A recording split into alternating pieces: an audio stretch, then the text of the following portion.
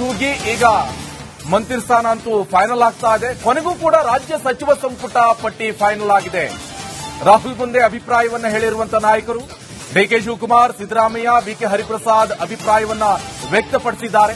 ಅಂತಿಮ ಪಟ್ಟಿ ಬಗ್ಗೆ ಅಭಿಪ್ರಾಯವನ್ನ ಹೇಳಿರುವಂತಹ ನಾಯಕರು ರಾಹುಲ್ ಗಾಂಧಿ ಸೂಚನೆ ಮೇರೆಗೆ ಅಂತಿಮ ಪಟ್ಟಿ ಸಿದ್ಧವಾಗಿದೆ ಅಂತ ಗೊತ್ತಾಗ್ತಾ ಇರುವಂತಹ ಸಂಗತಿ. ಅಂತಿಮ ಪಟ್ಟಿ ಸಿದ್ಧಪಡಿಸ್ತಾ ಇರುವಂತಹ ಹೈಕಮಾಂಡ್ನ ನಾಯಕರು ಇನ್ನೆರಡು ದಿನಗಳಲ್ಲಿ ಸಂಪುಟ ಅಂತಿಮ ಪಟ್ಟಿ ರವಾನೆ ಆಗುತ್ತೆ.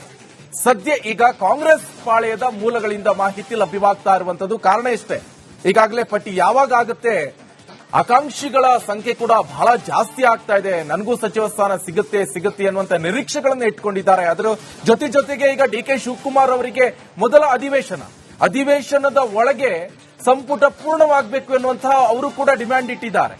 ಸೊ ಇಂಥ ಸಂದರ್ಭದಲ್ಲಿ ಪಟ್ಟಿ ಫೈನಲ್ ಆಗಿದೆ ಅಂತ ಗೊತ್ತಾಗ್ತಾ ಇರುವಂತಹ ಸಂಗತಿ. ಈ ಬಗ್ಗೆ ಮಾಹಿತಿ ಕೊಡ್ತಾರೆ ನನ್ನ ಕಲೀಗ್ ಬಸವರಾಜ್, ನ್ಯೂಸ್ ಡೆಸ್ಕ್ ಇಂದ ನೇರ ಸಂಪರ್ಕದಲ್ಲಿ ಜಾಯ್ನ್ ಆಗ್ತಾ ಇದ್ದಾರೆ. ಬಸವರಾಜ್, ಸದ್ಯ ಈಗ ಏನೇನು ಅಪ್ಡೇಟ್ಸ್ ಲಭ್ಯವಾಗ್ತಾ ಇದೆ?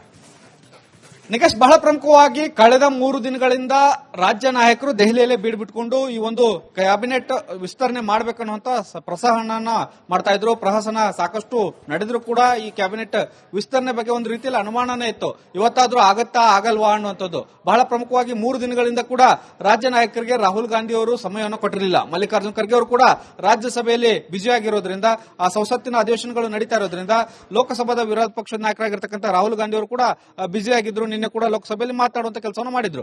ಇಂದು ಅವರಿಗೆ ಆ ಸರ್ಕಾರದಿಂದ ಉತ್ತರ ಇತ್ತು. ಹಾಗಾಗಿ ಸಭೆಗೆ ಸಮಯ ಕೊಡ್ತಾರಾ ಇಲ್ವಾ ಅನ್ನೋಂಥ ಒಂದು ಬಹಳ ಪ್ರಮುಖವಾಗಿ ಚರ್ಚೆಯಲ್ಲಿತ್ತು. ಅಂತಿಮವಾಗಿ ಈಗ ಸಮಯ ಕೊಟ್ಟಿರುವಂತ ಕಾರಣಕ್ಕಾಗಿ ಒಂದು ಸಮಯ ಚರ್ಚೆ ಮಾಡಿರ್ತಕ್ಕಂಥದ್ದು ಮತ್ತು ಚರ್ಚೆಯಲ್ಲಿ ಬಹುತೇಕವಾಗಿ ರಾಜ್ಯ ನಾಯಕರ ಅಭಿಪ್ರಾಯವನ್ನು ಸಂಗ್ರಹ ಮಾಡಿದ್ದಾರೆ.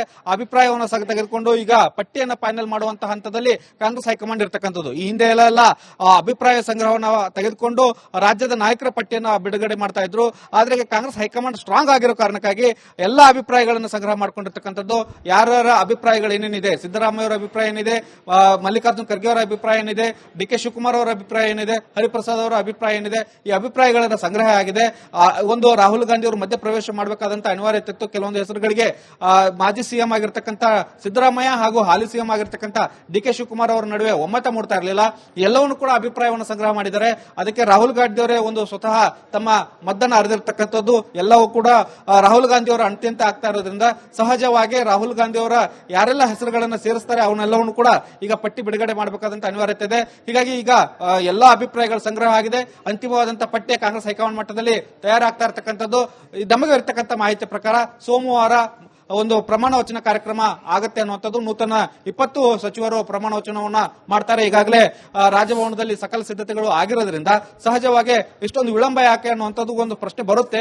ಆದ್ರೆ ಇನ್ನು ಕೂಡ ಅಂತಿಮವಾದಂತಹ ಹೆಸರುಗಳನ್ನ ಹೈಕಮಾಂಡ್ ಸಿದ್ಧ ಮಾಡ್ತಾ ಇರೋದ್ರಿಂದ ಪಟ್ಟಿ ಬಿಡುಗಡೆಗೆ ಇನ್ನೊಂದು 2 ದಿನ ಟೈಮ್ ತೆಗೆದುಕೊಳ್ಳುತ್ತೆ ಅನ್ನುವಂಥ ಮಾಹಿತಿಗಳು ಲಭ್ಯ ಆಗ್ತಾ ಇದಾವೆ. ಅಂತಿಮವಾದಂತಹ ಪಟ್ಟಿಯನ್ನ ಸೋಮವಾರ ಬೆಳಿಗ್ಗೆ ಬಿಡುಗಡೆ ಆಗುವಂತ ಸಾಧ್ಯತೆಗಳಿದಾವೆ. Nikesh, okay, thank you Basavaraj ನಿಮ್ಮೆಲ್ಲ ಮಾಹಿತಿಗೆ.